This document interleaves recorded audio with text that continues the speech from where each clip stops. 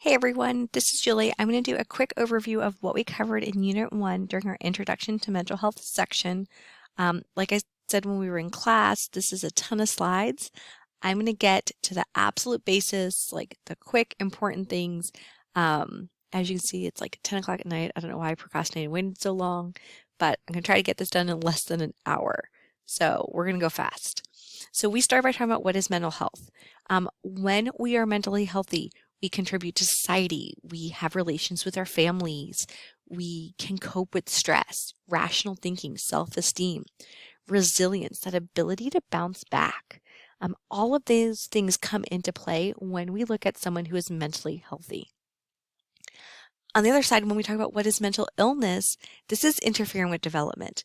Biologically, psychologically, both ways. We can't think straight. We can't regulate our emotions. We struggle to manage our behaviors.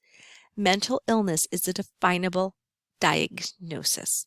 And where does that definable diagnosis come from? The DSM. The DSM is a decent-sized book, pretty much written for doctors, psychologists, nurse practitioners. And it's essentially a checklist of what criteria do patients have to get that diagnosis. So in the ones I know off the top of my head, borderline personality disorder, it lists 9 set of criteria. To be diagnosed with the condition, your patient has to check off 4 of the 9 criteria. So the DSM basically does just list our diagnoses and information about the symptoms we see with those diagnoses. All quarter, we'll be talking about this mental health continuum. At any point in time, your patient or you or anyone you know could go from being mentally healthy to having some type of chronic impairment mental illness. And how does that happen? Well, some things, right, they come in slowly over time. You have a bad day, but you're able to cope and nothing really changes. Mild stress. You have 3 exams within a few time, you're struggling in class, your spouse and you are fighting, your kids getting in trouble at school, and you're struggling, but you can still cope. Mental illness, right? If we just have a traumatic event on any given day, if a tornado comes and takes my house down, it will take me probably pretty fast from mentally healthy to I can't cope and maybe some of the long-term effects that can happen. Sometimes it can come on genetically over time. Schizophrenia is a disease that we often see in young people. And it slowly happens and we see this chronic deterioration. It's not sudden. So we talked about Mrs. M. She came in feeling hopeless. She just can't cope, right? What attributes do we see in someone who is mentally healthy? And that goes back to one of those first slides. They're thinking rationally. They can communicate. How has she handled stress? How does she feel about herself? Can she function as a wife, mother, daughter, employee?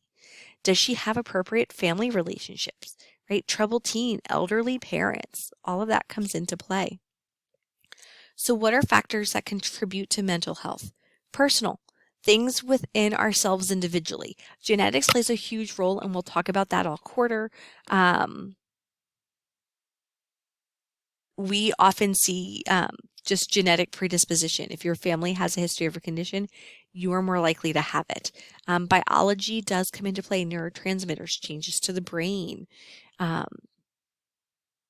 Can we take other people's perspective, or do we struggle? Can we respond to social cues? We see that a lot, maybe autism, in bipolar, in our personality disorders. Are we involved in activities? And here's this resilience again, the ability to bounce back. Social and economics. Do we have a house? Do we have access to money? Do we have health insurance? Do we have a healthcare provider? Family and relationships is a big one. If our family, right, family responds to stress, we learn from our family. If our family causes us anxiety, if we can't agree with our family, if we can't open up to our family, and we don't have those individuals around, it's going to affect our mental health. Environment, do you have healthcare facilities? There are plenty of areas in Texas that do not have easy access to these facilities. And then cultural beliefs. What is your culture? What does your society think about healthcare, about mental health? We will talk about protective and risk factors quite frequently throughout the quarter. I'm going to slip the slide because these all kind of say the same thing. Protective factors protect you from getting the mental illness. So they increase the likelihood of a positive outcome and decrease the likelihood of a negative consequence. So protective factor would be having a supportive adult role model in your life. Risk factors lower the likelihood of a positive outcome. So you're more likely to have that negative outcome. So a risk factor for schizophrenia would be a pregnant woman having influenza during the second trimester. That fetus now has an increased risk of developing schizophrenia. If you have a family history of substance abuse, if your father, mother has alcohol use disorder, you are more likely now to have that alcohol use disorder too, or have a predisposition for it. Resilience, that ability to bounce back, can you get resources that support your well-being? It doesn't necessarily mean that you're not going to struggle. It's that you are able to problem solve and work through it. While we can develop resilience at any age, it is best developed in children. And one of the best things we can do for kids is have a stable adult relationship. And realize it doesn't always say parent, caregiver, other adult, someone. Is this a kid who comes from a troubled home but is in the Big Brother program? Or has that one teacher who he knows he can talk to? Someone. So what do we need to build this resilience? A supportive adult. Opportunities. Kids need to do good and kids need to fail. And they need to go through those situations where they can learn those skills to self-regulate. Can they achieve goals? Do they have tasks? And can they access their resources? Is the resources something within the church, within the community, different cultures? It does not matter. As I've said before, we can strengthen our resiliency at any age, but they are best developed in childhood. The diastasis stress model is something we're going to look at before. Diastasis pretty much means we have a biologic predisposition, and then stress is something happens. So this is essentially that nature versus nurture, that most accepted explanation for that mental illness. So that assertion, most psychiatric disorders result from that combination, genetic vulnerability and negative environmental stressors. So this kind of just looks at it. If you have a low family predisposition, if you have no family history of alcohol use disorder, let's go with that one because that's an easy one. If you have no family history of alcohol use disorder and you're in a stressful car accident, right? And it's pretty high stressed, you'll still be up here. There's still a good chance you won't develop an alcohol use disorder. If you have a family history of alcohol use disorder and you get into a breakup with your boyfriend, right? It doesn't take much to manifest that alcohol use disorder. So this is that nature and nurture. You have the genetic predisposition and then you have some type of stress that triggers the disorder. So we went through a case study. We talked about it, right? She was talking about insurance that's going on, that it's an uphill battle. She's also not sleeping. We went to the Surgeon General's report on mental health. So this was released in 1999, so that 1 in 5 Americans suffered from some mental illness in any given year. And that of those 1 in 5 Americans, 2/3 did not seek treatment. And the Surgeon General wanted this report to help everyone. They called it a public health crisis, and this was in the 90s. They called for greater access to treatment. They called for reduced financial barriers, especially for specific Americans, the elderly, those with gender, those with race and ethnic, cultural issues, things that honestly all 25 years pretty much now later, we're still dealing with. Human Genome Project, we basically map the genomes. We kind of can look at your DNA. We know what's going on. We also are supposed to secure it in a specific way so that people don't just get access to anyone's genetics. Social influences, we have all these different organizations now. NAMI and SAMHSA comes into play, and they both advocate for patient involvement, and they both focusing on that recovery, that full potential. What can your patient do? I'm going to skip some of these. Social influences, we want to streamline care. We want to diagnose our patients early. Those of you with young kids, when you go to the doctor, right, they start screaming for autism at 1 or 2. Once you start getting a little bit older, they're giving you different scales and assessments. Can your kid sit still? Do they get in trouble? Are they violent? And they're screening for anxiety and they're screening for depression in children so we can intervene sooner. The decade of the brain was in the 90s, and this kind of went to that genome mapping. We finally started looking at what the brain does in the 90s. So this is still new information compared to the fact that penicillin's been around for almost 100 years now. We're starting to see how all of these biological things that go on inside us, right? The immune system plays a huge role in our mental health, how it all intertwines. Institute of Medicine report, safe and effective care, nursing education. A lot of this goes to that QSEN. Institute of Medicine came out and had this report that so many patients die every day that it is essentially like a 747, maybe a 747, I don't know my planes very well, crashing repeatedly.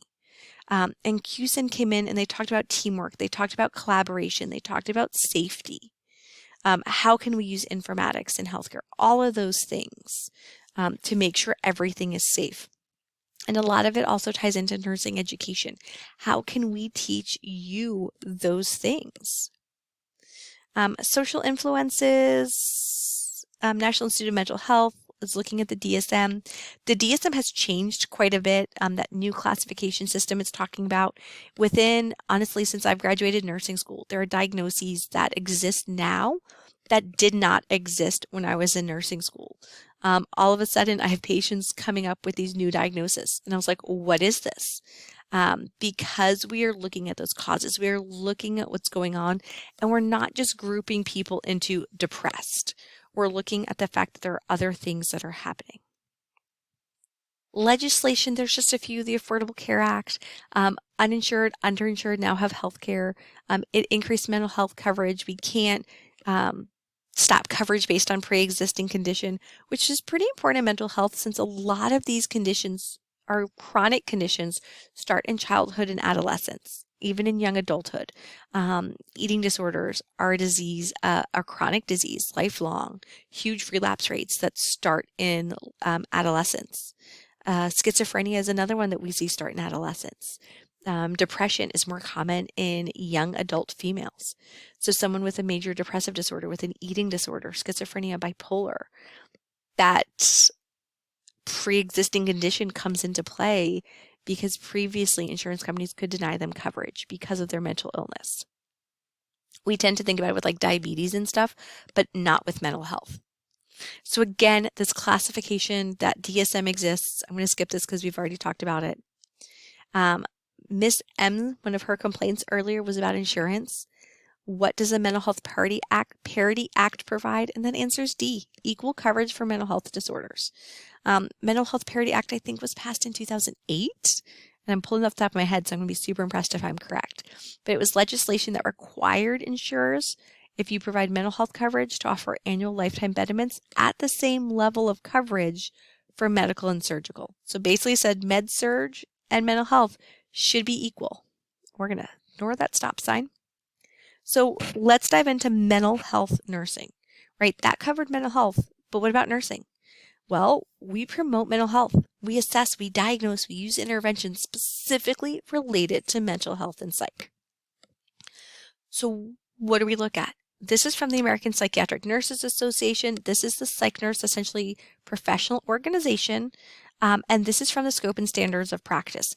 There is, I want to say, a more up-to-date version of the book, but this is the table directly from your textbook. And these are things that as psych nurses, we need to think about. And though I say psych nurses, all nurses will deal with psych patients. So if you are like, I don't want to be a psych nurse, I want to go into the NICU. Okay, you have a preterm baby that was born because the mother was suffering from physical and sexual abuse. Or you have a human trafficking patient come in pregnant. If you're working in elementary school, we're going to see self-harm in those patients. We're going to see co-occurring mental health and substance use in every group of patients we can choose from. So we do see these everywhere. Our NANDA nursing diagnosis is common language that help us to identify our interventions. It helps us plan care. The DSM-5, right, that medical doctor book, that's what this is. It does support the process of our nursing diagnoses. So what are common nursing diagnoses? Our big one that we're going to talk about throughout the quarter is risk for suicide, risk for self-directed violence, risk for other directed violence. Remember, when we get to our theorists, these are kind of based on that like Maslow's. What is our priority care? Safety, eating, drinking, sleeping, safety, all of those. So these are just some of the ones we can do. And I know I tell you this in class, but sometimes y'all don't listen to me. Though you get told repeatedly in med-surg, do risk for. These are 3 completely appropriate risk for diagnoses for mental health. Your priority, your number 1 care plan, almost always should be a risk for. Sometimes you'll have some that are not, and effective coping is an easy, great one. So what are levels of psychiatric mental health practice? Well, we have our basic nurse. This nurse has their diploma, so they're LVN, there are ADNs, there are BSNs. They're coordinating care, they're teaching their patients, they're managing the milieu, providing meds, and they are doing kind of that day-to-day psych nurse care. Our advanced practice psych nurse has a master's or a doctorate. So in addition to all the things in the basic level, they also are trained in the DSM and in advanced pharmacology. So they can give a medical diagnosis, the advanced practice. So your psych mental health MP, PMHNP, or your APRN can give a medical diagnosis to your patient and then prescribe medications. So while I can say risk of harm to self, this advanced practice nurse could say major depressive disorder, let's get you started on some Zoloft. So what do we see in the future of mental health nursing? Education. We see this repeatedly. We don't have many clinical sites. Y'all are fortunate that we actually do have 2 pretty decent clinical sites, and our patients are not staying admitted to the hospital as long as they used to. So it's hard to sometimes see your patient repeatedly. You see a patient for just a little bit of time and then they're gone. Patients are getting older. They're living longer with chronic mental health and illnesses. We're seeing Alzheimer's. We're seeing increased need for services for these elderly patients. Someone with Alzheimer's does not always go well on a psych unit. We have to be aware of cultural diversity. This is always changing. We have to keep learning just because. And then science, technology, that is never going to stop changing. It is going on so fast. COVID brought on so many changes. Here we are, right, doing class on Zoom. We have patients seeing doctors via telehealth, all sorts of different things. Advocacy and legislative involvement. I cannot say those words. I'm blaming the fact that it's 9 o'clock at night. So I know y'all are taking health policy, right? But when we think as a nurse as advocates for patients, we got to think we're affecting legislation. We are going out and we are talking about healthcare parity.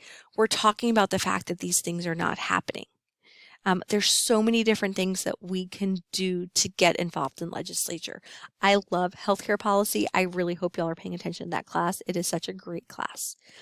We need to report abuse of patients. We need to protect their confidentiality, and we need to support our patients' rights to make decisions in their care. Theories and therapies for nursing practice. So I'm going to dive into some of these, but again, do not dig too deep into the weeds.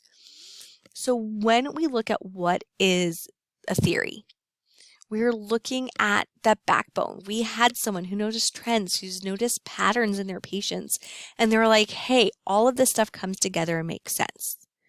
So when we are evaluating and treating mental illness, we need to remember, we need to look at the developmental process. Where is your patient within that process? Are they in the appropriate stage for their age? We also can look, and these theories help those explanations. How are we thinking? How are we feeling? How are we behaving? And I say we, but anyone. So Freud, we stay super superficial on, okay? Do not dive into the weeds. Freud is great. He was one of the first ones, but a lot of his work was done through case studies. He believes that we have these levels of consciousness, right? 3 different levels. Some of it we know exists. Some of it, this pre-conscious, we might be able to pull it up and this stuff buried underneath, we have no idea that it's there. And you can kind of see like this breaks it down. Traumatic events might be buried. It might be pushed away.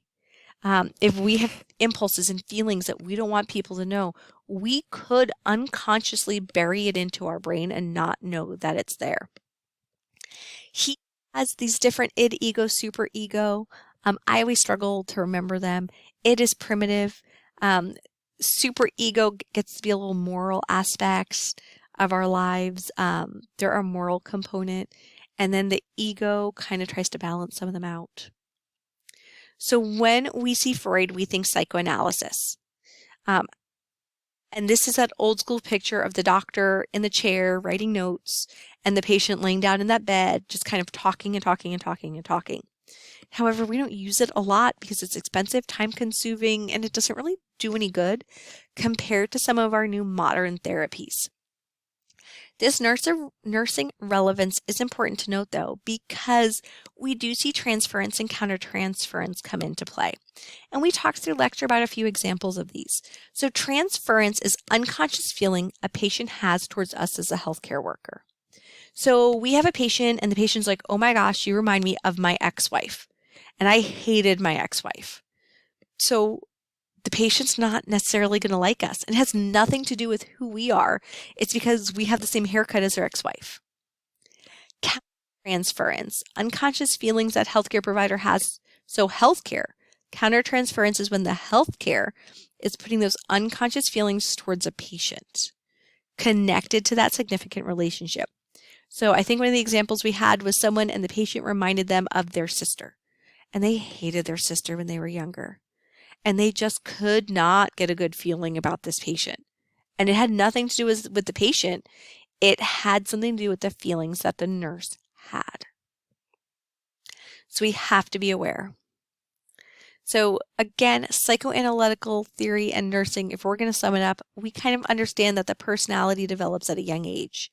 We have to look at what is going on both in the conscious and deep down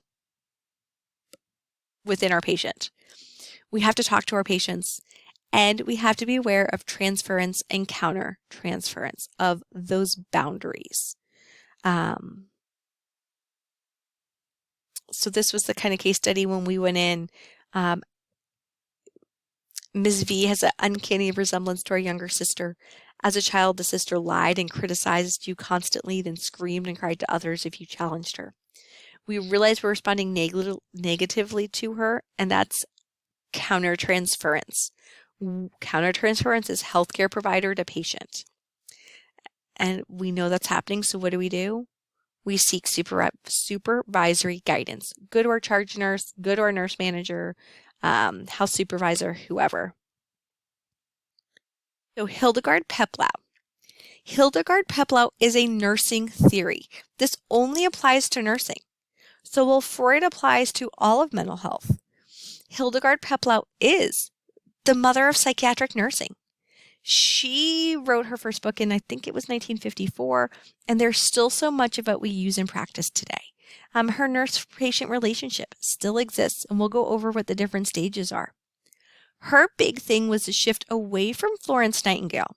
Florence Nightingale very much was a product of her time. And it was the doctor tells us to do something, so we do that thing to our patient.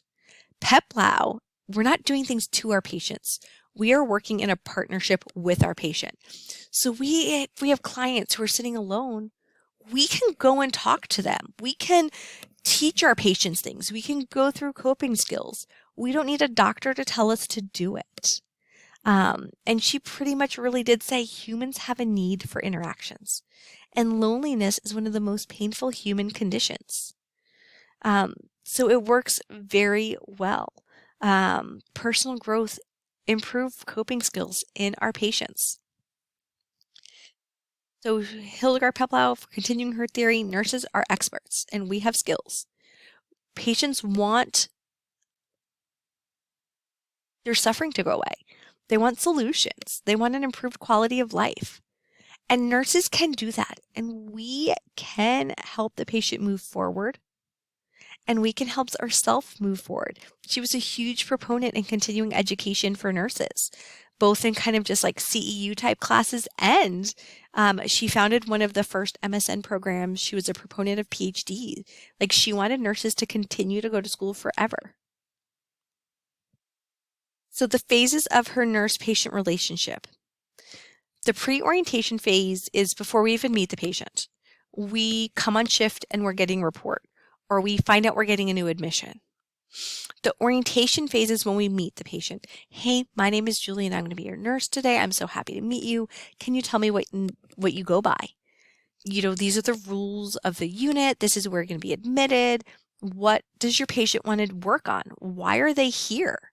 That's the orientation phase. The working phase, we're assessing our patient. We're managing their symptoms. We're providing education. We always evaluate progress. And the termination phase is the end. It's generally brief. It's a summary. While you've been admitted, we accomplished this, this, and this. And then we provide referrals for follow-up care. Here is your appointment for a therapist. You really need to go to an AA meeting. Go to 90 AA meetings in 90 days.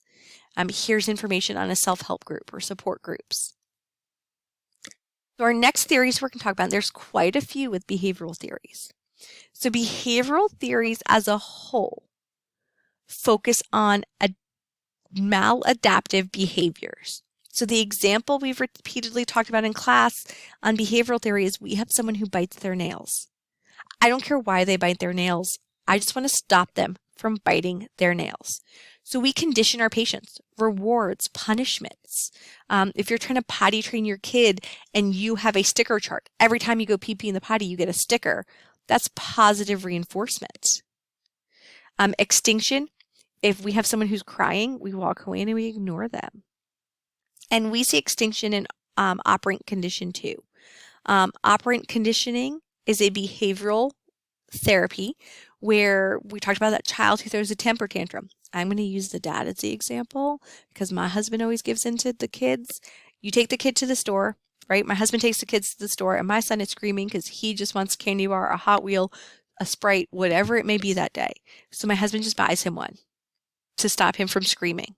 So the next day the kid goes to the store, he starts screaming again because he's learned if I scream, dad's going to buy me what I want.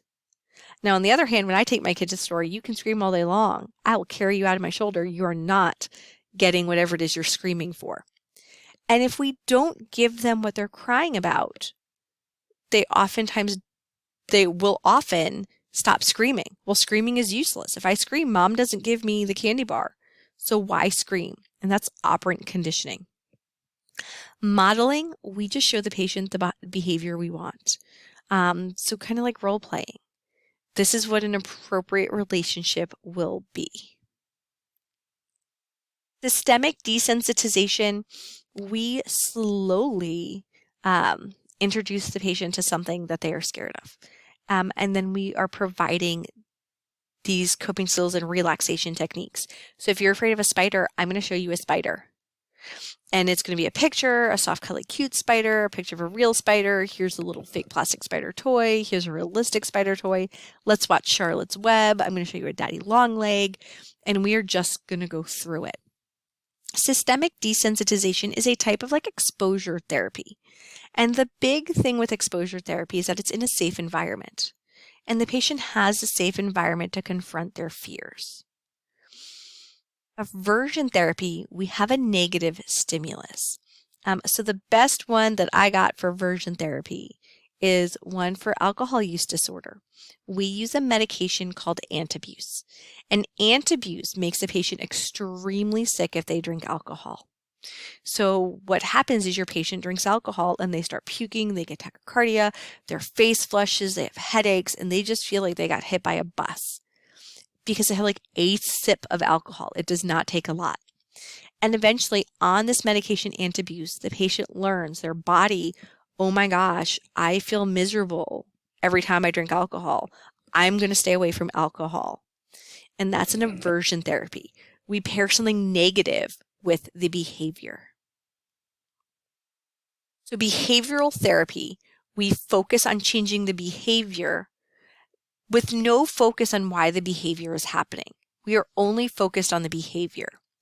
Cognitive therapy, we are focused on negative thoughts. I want to take the negative thought that's in your head and I want to change it into a positive thought. So cognitive behavioral therapy combines the two together. And often we look at this ABC type process. When something happens, we have what's called an activating event. Then we have our beliefs, our thoughts about the event.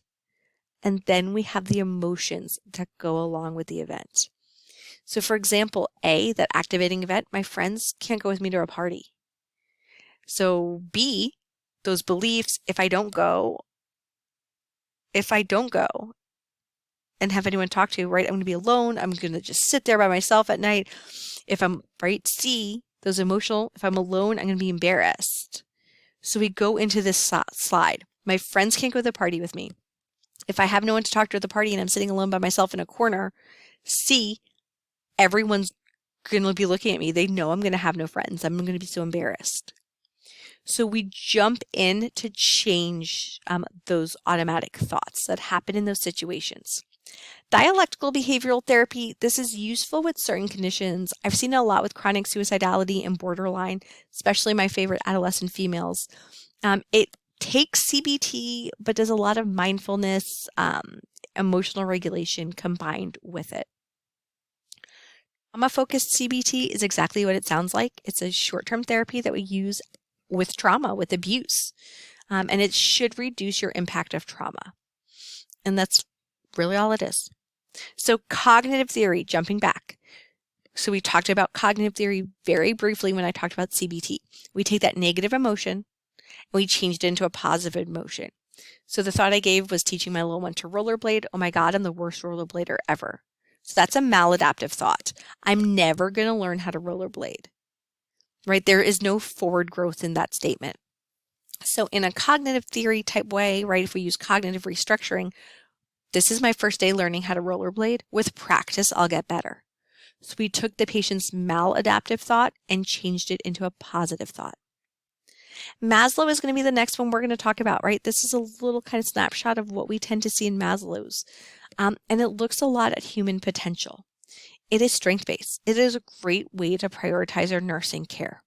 We have to focus on those physiologic needs. If we have a patient who just left an abusive relationship and she has nowhere to go, no house, no food, she's clueless, she's not going to want to talk to us about her thoughts. She is going to care about food. Safety. Physical safety must be met before emotional safety. That is always important. We always, though we think psych, we still have to focus on those ABCs. If our patient cannot breathe, if they have something physical going on that's impacting them, we have to address that first. Love and belonging, right? Family, relationships, self-esteem. Do we like each other? We cannot like ourselves. We can't necessarily move forward. And then self-actualization. Can we be all that we can be? So the question we talked a lot about in class based on Maslow's, who is the most at risk in mental health nursing? And like when we talked about care plans, our risk for suicide, risk of harm to self or others. Safety takes that number one precedence. So our suicide patients are always going to be our most at risk. Biological model is super straightforward. It focuses on biology, right? Neurochemical, genetics, all of that stuff. How does the brain come into play? How does our brain create memories? Pharmacotherapy, we'll talk a lot more about in Unit 2, but we're using medications to treat our illnesses. We can use an SSRI to increase serotonin. We can use Haldol to affect dopamine. A lot of our benzos work on GABA. It all just comes into play. All these brain stimulation things exist. We'll go into a lot more detail with those when we get into depression. But ECT works great for depression. Transcranial magnetic stimulation works great for depression too. So what does a biological model mean? We need this holistic approach. We have to realize that physical things come into play, and we have to make sure we're assessing for those and everything else.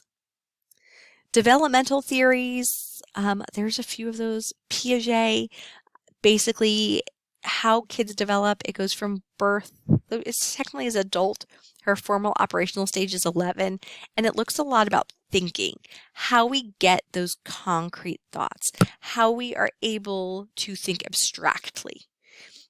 So a kid in the sensory motor stage, they might not have object permanence. So if you leave the room, they cry because they're like, oh my God, mom has disappeared for forever. We start to have logical thought in this concrete stage, in this formal operational stage. We can kind of like look outside the box quite a bit more, think abstractly. Erickson is one of our big ones. He looks a lot, we have these predetermined life stages, each has a positive or negative outcome. How you successfully or unsuccessfully complete each stage will affect your progression in the next stage. He's very much like an against Freud type person. So the biggest thing to look at is these first two columns on the left. The rest of these kind of go, well, actually, this, if we're going to look at any of these, highlight these because so what age your patient is and what is. So these verses are his stages. So 0 to about 1.5, we are in trust versus mistrust. Early childhood, so about 1.5 to 3, autonomy versus shame and doubt. Take a look at all these. We should be, especially when you get to pediatrics, vaguely familiar with most of these. We're going to skip those. Okay, settings for psychiatric care. Everything is super fluid. At one point in time, your patient could be going to see their regular therapist, right? They're following up, they're at home, they just see a therapist once every few weeks. And then all of a sudden something happens and they're in an inpatient care. Then they go to outpatient IOP, then they go here. So we move between all the different services. However, we want the least restrictive environment. And it is 100% based on their current state. Will they remain stable or will they decompensate? So if we have a patient in outpatient and they're really struggling and they're going to get worse, we have to look at what is the next higher level of care. Whole bunch of different types of outpatient care. Primary care is your doctor, specialty care is your psychiatrist, patient-centered medical home. We have a medical doctor and a psych doctor who kind of team up. Community care, integral care, blue bonnet trails, low cost or free. Psych home care nurses who go into the clinic. Assertive community treatment is more kind of case management, pairing a lot of things together. Intensive outpatient, your patient can stay at home. We think they're safe enough to, go to their house and sleep at night, but they're not safe enough to not see someone every day. So we are following up with this patient 5 to 7 days a week in therapy sessions, multiple therapy sessions, anywhere from 3 to 6 hours a day. So outpatient services, we don't supervise them all the time. They have to be able to care for themselves. There is a safety risk because we don't know what they're doing when they're not with us. It is much more long-term because we do see these patients. We have to make sure our patients are taking the meds. We don't oversee it. We have to talk about self-care, nutrition, rest because, again, they have to be able to take care of themselves. We want our patients to have interactions with others, so we may have to refer them to group therapy and help them out in the community. Can they go grocery shopping? So what do we think about in the nurses? These are all the different things we're doing. We have resources, we're assessing, we're promoting autonomy in our patients and treatment.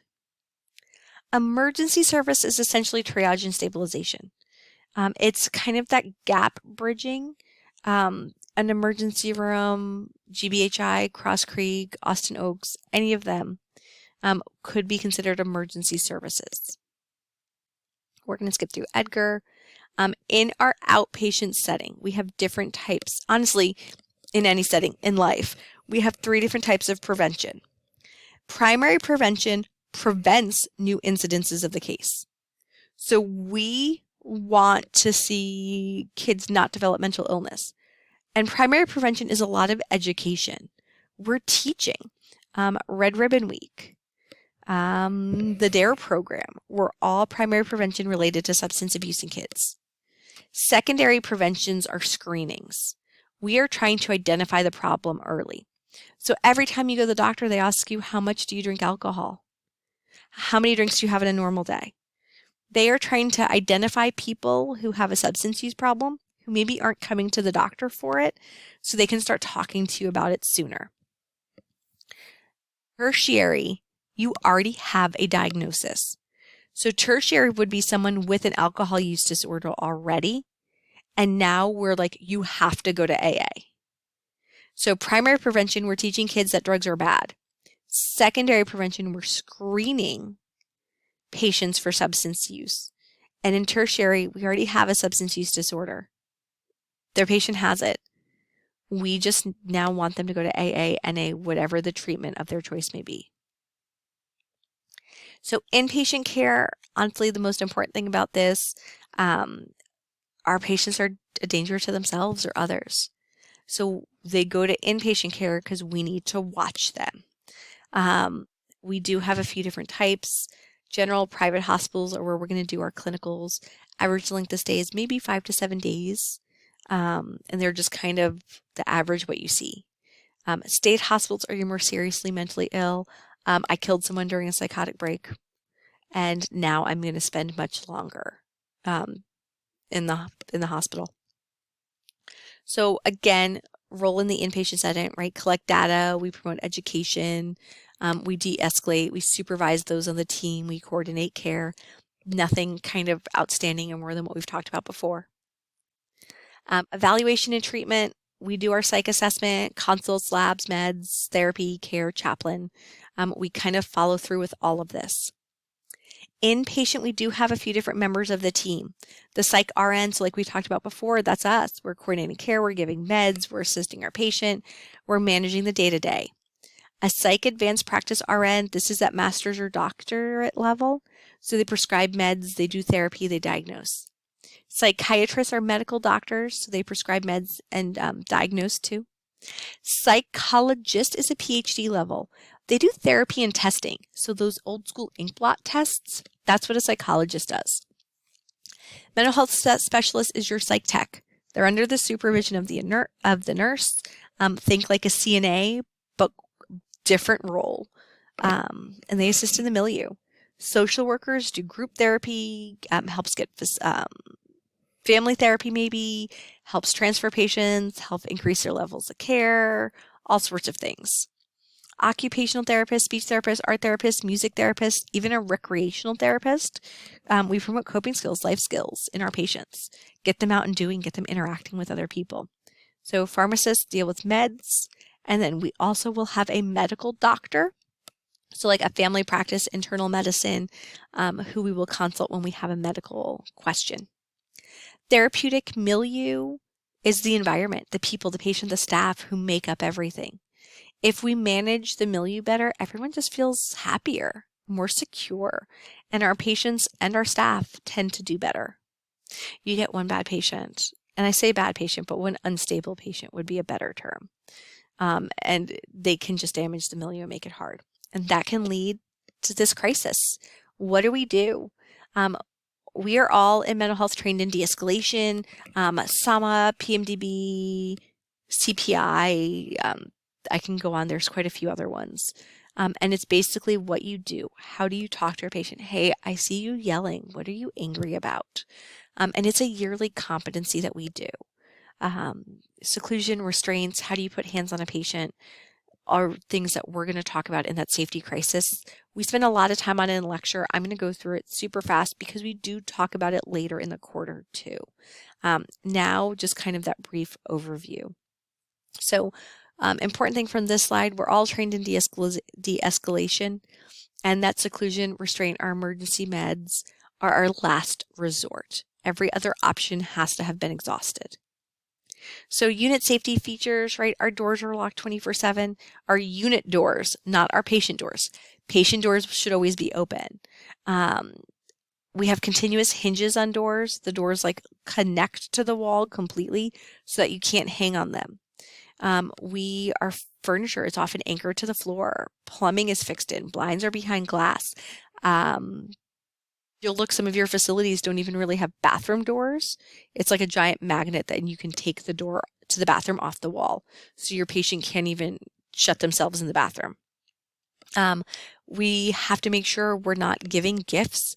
If someone sends something in, right? If someone sends in a teddy bear to your patient, how do we know there's not drugs or something harmful in the teddy bear? So we have to be checking gifts. We have to be keeping ourselves safe.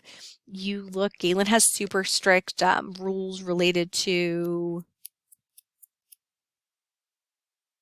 uniform, right? Why can't we wear necklaces, dangling earrings? Because you can get choked.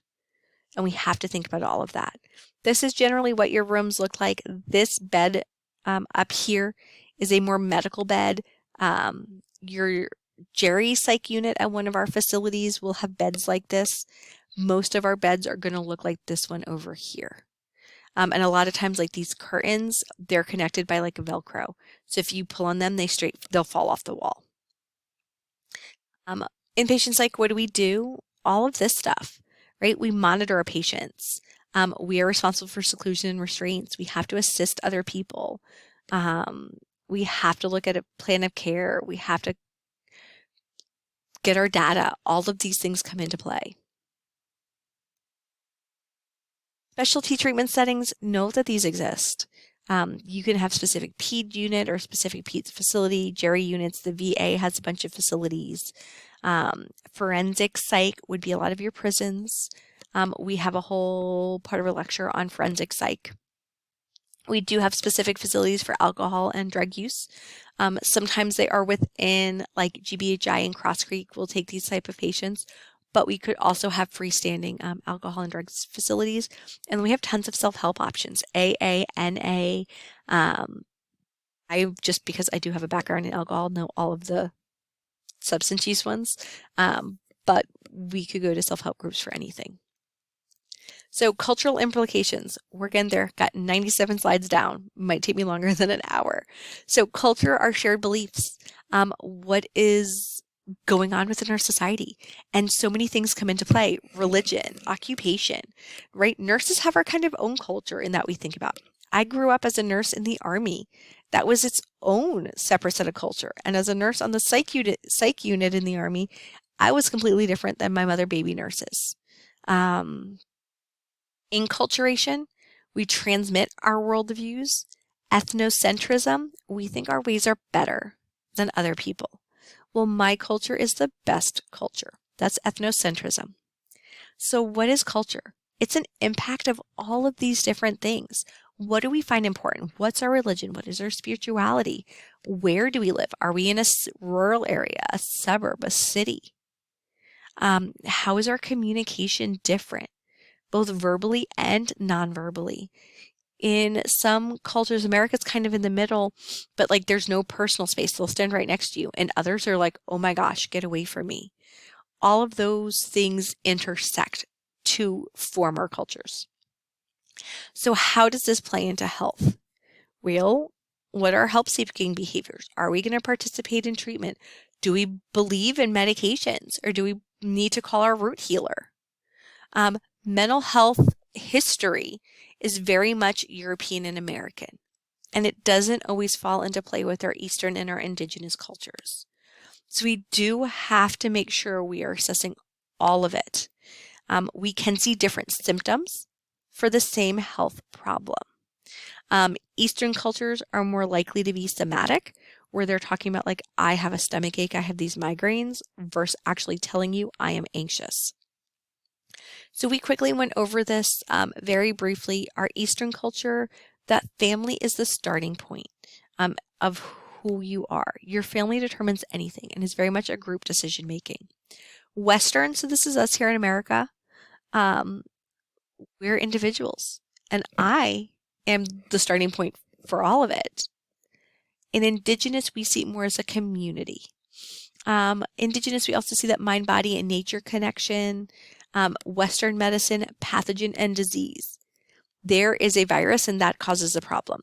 You have schizophrenia because you have a neurochemical imbalance. Disease is that lack of balance. We'll talk about it in this upcoming week, Unit 2. Nope. Yep, Unit 2, when we talk about like Ki and Reiki and different things like that. Eastern, we're also going to see that expression of emotions in a more subtle way. So Eastern culture, a lot of Asian cultures, that family is that starting point. Very much circular balance problems. Western culture, we are the starting point. We have a pathogen disease process. Indigenous culture is the community with a nature, mind, body, spirit connection. We went through that case study, been going fast. So cultural barriers, communication. Your patient, you will have a patient who speaks a different language. That is not even like a question. It's going to happen. We have to make sure we are following right. I know a lot of times we do things that aren't always like, but we have to get that interpreter. We have to use a qualified interpreter if someone does have a different language. You cannot call your friend. You can't call your coworker or your charge nurse. It should be that interpreter. Stigma exists across every culture. Failure, weakness, sin, it all comes into play. We have to figure out what it is. This misdiagnosis, if you have a high stigma, you're oftentimes going to somatize your feelings. So that I have a headache, not I have anxiety. We'll see nausea, upset stomach, all sorts of things going on. And you can think it's just chronic migraines when in reality it's stress and anxiety. And that's just how you are able to express it because your culture does not allow for the expression using words. We do have some populations at higher risk, immigrants. So immigrants are those who are willingly choosing to leave their country to go to another country. Changes in roles, changes in society, language barriers. Refugees, you are not willingly leaving your country. It's against your will. It is not an active choice. So were you leaving religious persecution in your homeland? Was there a war?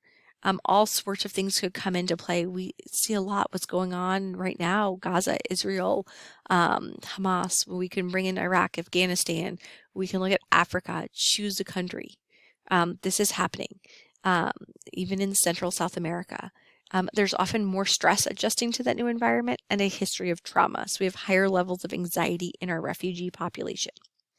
Cultural minorities, especially here in America. And sad to say, we've talked about this apparently since 1999. Our patients, ourselves, victims, bias, discrimination, racism. We have to look at that as we're working with patients on the unit because they are at a higher risk. We also see cultural minorities are more likely to have a stigma and be unwilling to kind of speak out and talk about it and about what's going on. So when it comes to cultural competence, we have to be aware of what's happening. We have to be aware that there are 3 different cultures. Knowledge, we're always learning. Attend cultural events. Educate yourself on your patients. If you have a new patient with a new culture, learn about it. Ask about it. We have to avoid stereotyping, and we have to make sure we're having encounters with individuals of different cultures to help build our confidence. It may be weird and different when you go have a new encounter with someone in a different culture, but the more you do it, the more comfortable you get exploring these different environments. So cultural skill, we have to perform an assessment in a sensitive way. Making sure we can have meaningful communication with our patient is a big one. If we cannot have meaningful communication with our patient, we can't assess them. We have to make sure that as we're doing this, as we're learning, we are being sincere. We're concerned for our patient and not just doing it just because. So adapt, make sure we are meeting the patient's needs. Do not violate their needs. We have to make sure we're working with the patient to agree upon our goals. And we have to understand how knowledge and skills and all of that come into play. These are just some sample questions that you can ask if you don't know. Are there special foods? How is your family? What do you describe your background? What's your language? Do you need an interpreter, right? Language is that first one. Because if we can't communicate with our patient, we cannot ask any of these other questions. Okay, legal and ethics. I feel like this is it, y'all. Patient rights and responsibility. Remember, this is where a lot of the gray areas are. Our patients have the right to receive treatment. They also have the right to refuse treatment, receive informed consent, and have access to their civil rights, even when admitted involuntarily. Now, psych has gray areas. So there are gray areas to most of these, treatment, informed consent, and civil rights. So right to receive treatment, unnecessary medication. That was, we talked in class, I can't just have a standing order for Ativan for anxiety. Our patient has the right not to just get PRN medications all the time. Your patient is yelling at you and calls you an idiot. That is not a need to give them a PRN medication. Have a right to privacy, dignity. Honestly, getting admitted to the psych unit is like your worst day ever. None of our patients wake up and say, let me go to a psych unit today. Something bad happened. They're at their lowest point. We have to treat them like humans. Least restrictive environment. So outpatient. If outpatient's the right environment, they need to be in an outpatient environment. We should not just keep them locked up all day long. Have access to an attorney, a priest, their private provider if they want it. And they have a right to give informed consent. So remember that right to receive treatment. They can get meds. We have to talk to them about their meds. There are some exceptions though. In an emergency situation, if your patient is refusing medications, but all of a sudden they go up and punch the nurse and we're calling a code, they no longer have a right to refuse treatment. That is an exception. In that situation where someone is a danger to themselves or someone else, and we are calling a code, we can provide emergency medications. That, a lot of times we call it your B52. Benadryl, Haldol, Ativan, maybe some Benadryl and Thorazine, something going on in an emergency situation, we can force our patients to take medication. They have the right to refuse treatment.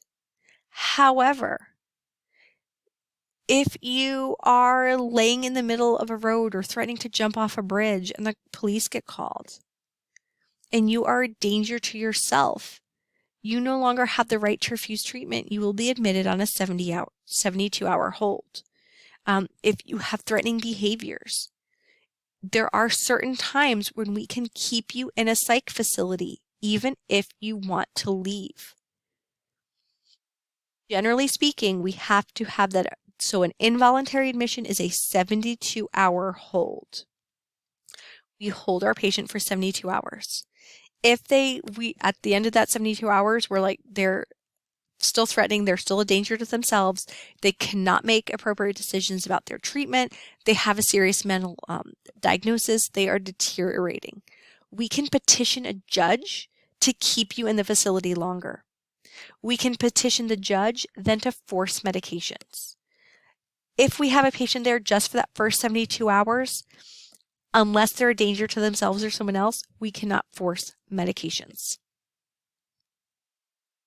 So in our who may need that involuntary hospitalization, so the admission for against their will, someone who has bipolar disorder, who is manic, and they are not eating. We are looking at a danger to themselves if they are not eating. So some of our legal terms, tort, wrongful act. So tort's kind of the umbrella term that falls over. Tort falls over assault, battery, and false imprisonment. Assault, I'm threatening you. If you don't take this meds, I'm going to give you a shot. Battery. Well, patient to take the meds, and though they're nice and calm and chill, I give them a shot. So I harmfully touch the person without consent. False imprisonment. My patient called me an idiot, so I put them in restraints. Call me an idiot is not a reason to put our patient in restraints. Or if we put them in seclusion or lock them in a room, that would be false imprisonment. Right to informed consent. We have to talk to our patients. They have a right to know what's going on. And even of what not consenting, if you don't take this medication, if you don't go get ECT, if this does not happen, what are we doing? Why are we doing? What are the alternatives? What's meds, especially, what are the side effects? Basic civil rights, unless there's not another reason, our patient has the right to all of these things. Exercise, that's a big one. We can't keep them from participating in rec opportunities. Social interactions, right? Humane care, make purchases. All of these things are things our patients, religion, that our patients have a right to. We all know HIPAA, but there are some exceptions. We'll talk about duty to warn on the next slide. Child and elder abuse reporting, duty to report is something as nurses we should be familiar with. If we ever suspect abuse, we have to report it. Duty to warn is different in psych, and this is about protecting others. So we talked a little bit about this in class, but if we have a patient, they're like, I'm going to kill this person, and we truly think that they're dangerous and they are threatening someone, and we're like, they leave this facility, they are going to go kill Jill. We have to warn Jill. So if I have a patient who's admitted and her husband's been cheating on her and she's like, I'm going to kill him. If we're getting ready to discharge him and we really do think she's going to go kill him, we have to warn him. We have to call the police. We have to do something. So duty to warn is protecting others. We talked about that Tarasoff case in California. Guy was admitted to the psych facility. Psychiatrist said, well, not Tarasoff, the girl he eventually killed. He said, she's not my responsibility. He thought the patient was somewhat stable-ish, discharged him from the facility, and he went and killed someone. He immediately went and killed this girl he was obsessed with. And that's where duty to warn comes in. Again, I'm going to go super fast through restraint because we're going to talk about this later. Restraints, anything that prevents or restricts movements. A lap belt in a wheelchair, 4 side rails up on your bed. It's not necessarily the device, it's why you're using it. Holding a patient. If I put my arms around you and hold you, and it's just me and my arms, that is also a restraint. Chemical restraints is when we're giving too many medications. And that's separate than like, I'm going to give meds to help calm you when you're upset. Chemical restraints, generally what you see is if there's that standing order. We can never have a standing order for a restraint, and that includes a standing order for your Ativan, Haldol, all of that stuff, if it's for anxiety, if it's for aggression. Restraints are intrusive. They're horrible. They're traumatizing to your patient, and it is your last resort for safety only. If I have a patient punching the wall, generally speaking, I'm going to let them continue to punch the wall because they may get a boxer's fracture in their hand. But I can do more harm and more damage and cause more injury by restraining the patient because patients oftentimes die and get hurt in restraints. We need to be aware when we're looking at these patients that all their behavior has meaning. There are things going on. Are they hangry? Right? Did something change? All these things can come into play. So we need to look at our patients. We need to be aware of what's going on, and we need to watch for the changes. If we can intervene sooner, we can avoid the use of restraints and seclusions. Before we think about putting a patient in seclusion or seclusion, we have to look at what's going on physically. A patient with a chronic heart condition is not a patient we want to restrain. We want to try to talk to the patient, de-escalate them. Could we put them in a separate room, let them go to their room? Maybe, and we talked about this, right? We just had Christmas break. We just had a snow, right? These few ice days where my kids have been stuck in my house. I am so overstimulated. Why I'm doing this at 10:30 at night. If we get our patients away from the stimulation, can it help? Are we actively listening to what the patients are saying? What are they asking for? Could we distract them? Oftentimes we can. There are PRN medications, especially your oral PRN medications, that we can offer before the patient starts to escalate, or when we first start to see that escalation. Hey, Jim, I notice you pacing. Are you anxious? Okay, I can see that you're anxious. Would you like to try your PRN? You would? Okay, let me go get it for you. And we can get them that PRN medication sooner rather than later. So what do we have to think about that seclusion and restraint when there's physical harm? If we think someone's going to get hurt, if we've tried everything else. Sometimes we don't have time to try anything else. There have been patients who've just gone up and like sucker punched the nurse, sucker punched a doctor, whatever. We might not be able to de-escalate because it could be 0 to 100. But we should be looking to see to intervene sooner. It should not be used for behavior management. It should be used for punishment. It should only be used in that crisis situation. Destruction of property is not considered a reason to restrain a patient. Right? If the patient's tearing up paperwork, punching a hole in the wall, I'm going to let them. I think the one exception, if we're talking about destruction of property, or at least for me when I used to work the floor, is if someone's punching glass. If you are punching the glass window, because I've had patients punch out glass windows multiple times, we are going to have a phone call sooner rather than later, or have a discussion about it and come up with something. I'm not going to let them punch the glass. Never unpleasant stimuli. We don't take away food. We don't throw water on them. We don't play loud music, especially music that they hate. We don't affect their ability to communicate, especially if they're deaf and hard of hearing. I had a deaf patient. We could not restrain him because if we did, it stopped his ability to communicate. So we would have to put him in seclusion. We cannot obstruct their vision. We have to leave their senses open. We have to remember that our patients often have traumatization. If we have a patient with a history of sexual assault, we don't want to restrain them because we can now be making them worse. If we have a child, and I've had this, a child patient who had been sexually assaulted by males, we would not have males if he was getting upset. We would call females to de-escalate. We would call females to get him secluded because he responded better to us. We have to watch airway and breathing. And we always have to remember, if someone is crushing your airway, you are not going to be calm. You're going to fight more. So if we have a patient and we're restraining them and they say they can't breathe, but they're still fighting and trying to get out of the restraints, they could be fighting to try to get out of the restraints because they can't breathe. So if your patient ever says, I can't breathe, you end the restraint. Handcuffs, pepper spray, mace, nightsticks, stun guns, tasers. Absolutely not. Rely on police. I honestly have never had, take that back. In any civilian facility I've been on, I have always pretty much been by myself. The police are not going to respond and control a psych situation. It takes too long for them to respond. It is past the point when they are needed. When I was in the military, it was a little different, but our patients were also trained to be violent. They were trained in combatives. They were mostly young males who were much in great shape and strong and aggressive. So we have to remember when we're positioning our patient, we cannot compromise breathing. Most of your facilities will have some type of plan. You never restrain in the prone. You can't restrain sitting up unless there's all sorts of things. So make sure you're looking at your facility, but breathing is the big one. Never restrain in the prone. We can often do these transitional holds where we're trying to get a person under control.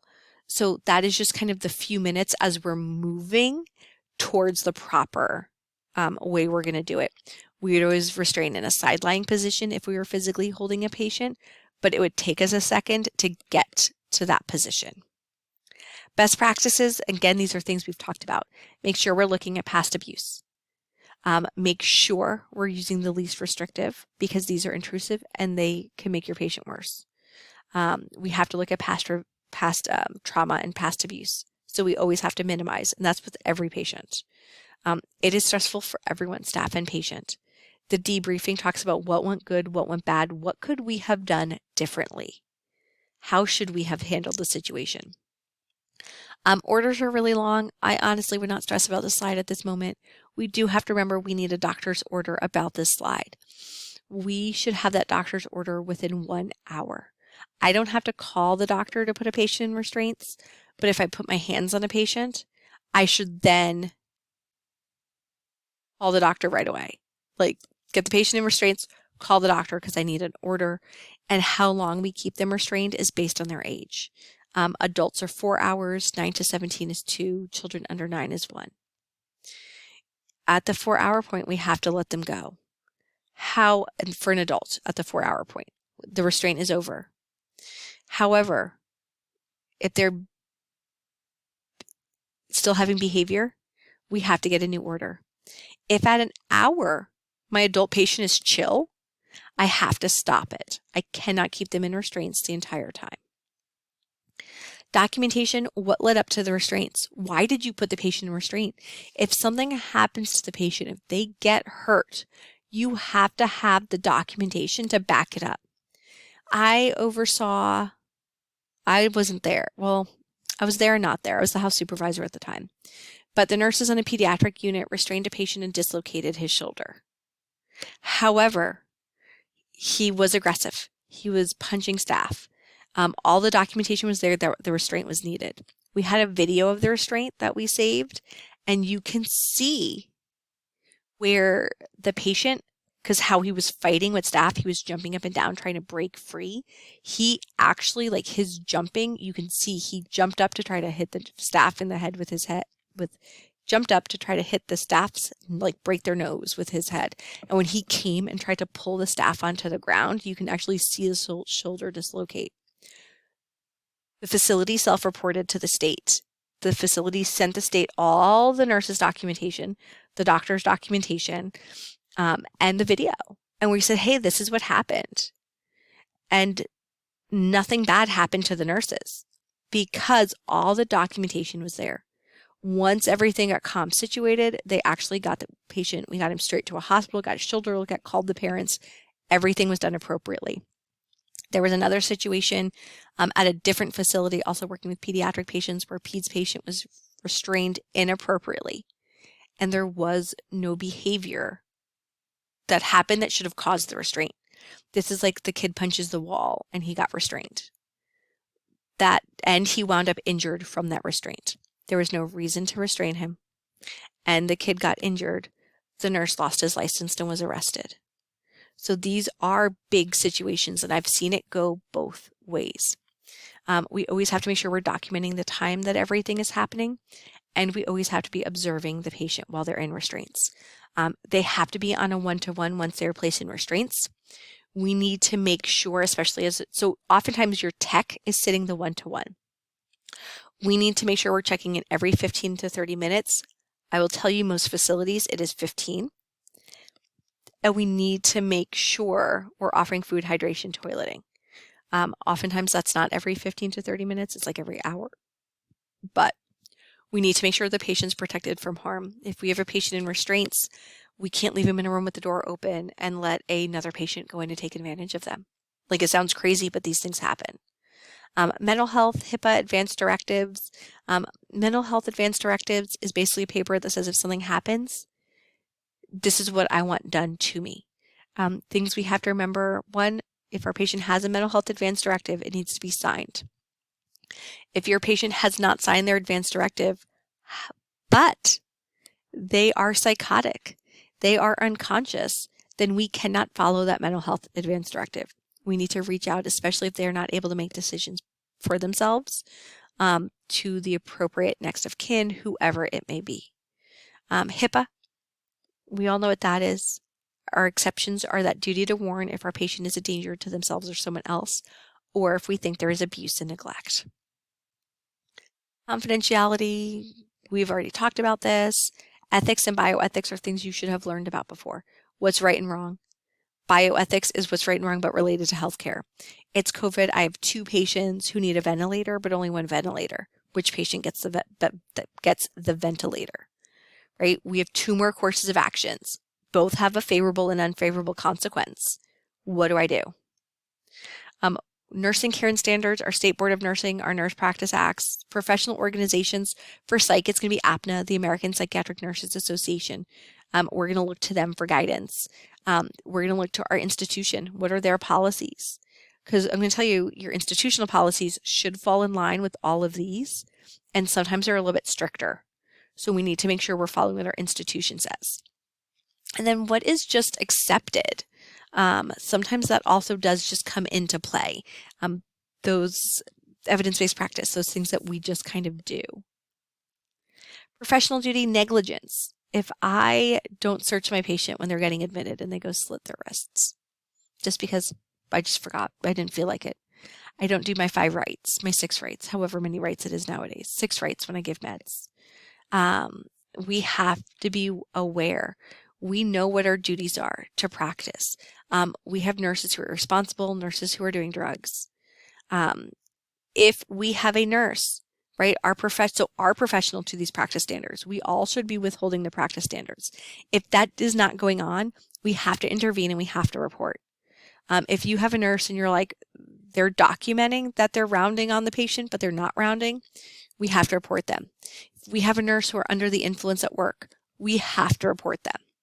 It's going to vary from state to state. We will talk later this quarter about what specifically it says within the state of Texas. We will definitely go over that. So bioethics, beneficence, we're going to do good. Autonomy, our patient has a right to make decisions. Justice, resources are given equally. I have 2 patients with heart failure. One is just an elderly lady. She volunteers at church. She's super sweet. One is a 25-year-old with cardiac difficulties related to cardiac, what's it called? Can't think of the word. Cardiac damage related to endocarditis from IV drug use. Which patient do I give the resources to? My sweet little old church-going lady or my person with endocarditis from drug use? It should be equal, but it doesn't always happen that way. Fidelity, follow up with your patient. Be loyal. If you say you're going to do something, do it. Veracity, tell the truth. Do not lie to your patient. So why we're jumping back to this, to be admitted to a psych unit, we have to have an illness. Your patient has to have a crisis. We've tried everything else. We have no choice. A voluntary admission is when your patient goes and signs themselves into the facility. My name's Julie. I'm having a mental health struggle right now. I would like to sign myself in. And the patient gets admitted. Involuntary, there could be a few different routes that this happens. We could have a warrant out for your patient. Hey, this person was about to jump off a bridge and the cops come. There's so many different routes that it could happen, especially when we bring in substance abuse. Agency determination, we have a patient in our facility and they want to leave AMA, but they're not safe enough to leave. If we have a patient who wants to leave AMA, but they just told us they're going to kill themselves when they leave AMA, they need to, we have to keep them there. We could court order patients even to outpatient treatment. We see this a lot in substance abuse. I haven't seen it too much in psych in our area. So a voluntary admission, your patient's a danger to themselves, but they are signing themselves in willingly. They can refuse medications. They can leave AMA as long as they are safe at that time when they want to leave. An involuntary patient cannot leave AMA, but they still can refuse medications. Either of these patients, voluntary or involuntary, cannot refuse medications in a code if they are a danger to themselves or someone else. Discharges, the big one here, our patients can leave AMA. A voluntary patient can leave AMA. An involuntary patient cannot leave AMA. Almost done, y'all. So our medical record is our record of care, and it's a little bit different in mental health. Especially in mental health, we don't always allow patients to get a full copy of their record. Oftentimes you have to get a therapist to sign off on it to see, is it appropriate to have a patient copy? We can see police requesting records, especially for competency hearings. If we do have a patient who has a copy of the records, they can file grievance if information is wrong. So we have a few different ways this is used. Oftentimes it is the same, and we have to think how we document a lot of times is just going to be the same. Mental health documentation versus med documentation. Electronic medical record has some benefits. We can password protect it. It automatically dates times for that real-time charting. Reduces errors. It helps with decision making, and we can monitor for privacy. If a celebrity is admitted to our facility and we should not be going in their record, we can actually track everyone who opened that record. Okay, it took me 18 minutes longer than I wanted to, 18 and a half, but I did it. Hope y'all enjoy this. I'm sorry it was so long. I tried, but it was a very, very, very long lecture. Let me know if y'all have any questions.